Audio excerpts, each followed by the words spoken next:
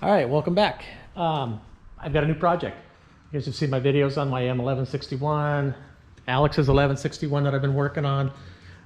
Here's a new project. I had a guy watching my videos back in New Jersey, and he contacted me originally about a growler. He was thinking about buying a growler, and he wanted to know if I'd be able to work on it for him, kind of go through it before and then ship it back to him.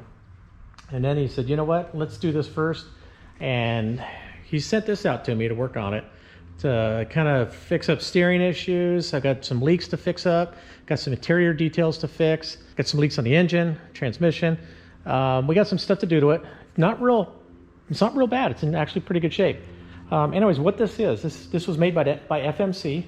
It's called an XR-311. It was an experimental vehicle made by FMC for the U.S. Army. They made a total of 10 of these. There's only 5 left in the world. There's 2 in Japan that are owned by private individuals.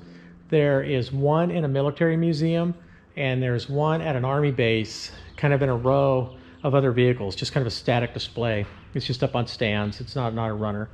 And then this one's owned, privately owned. And this one starts up, it runs, it hauls butt. It's really cool. It's all-wheel drive, independent suspension.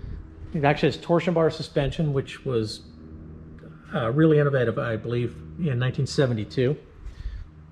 There's some things we want to do, though. We want to find the original seats, or seats actually that look, that fit it. You know what I mean? The seats that it would have had, some type of seat that it would have had. It's set up really cool inside. The guy that restored this, he bought it as a basket case, and he had to go through the whole thing. I mean, it was all in pieces when he got it.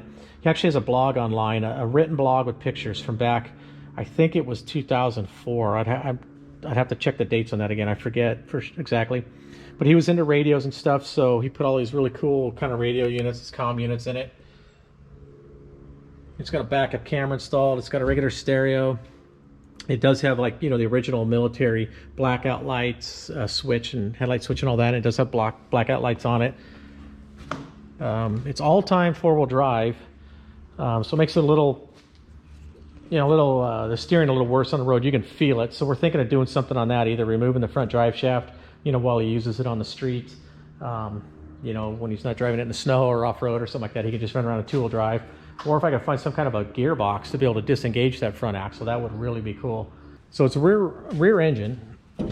Pop the hood back here. It's an 8-cylinder Chrysler engine. I think it's a 360. I forget. I have to look back online to see what it is. I've got some leaks to fix on it, a few things to do. We'll see if we can get some more power out of it too while we're working on it. It's got a 24-volt alternator for the 24-volt system. It's got a 12-volt alternator for the 12-volt system. Plenty of room to work on it in here. Makes it kind of nice. And the transmission, of course, it's mounted right on the back of the engine, so it comes back through this housing right here, and it goes down to a direct mounted transfer case. It's all-time 4-wheel drive. I've got a leak to fix on that. We got to go through that. The top needs some work. I got to see about getting a new top made for it.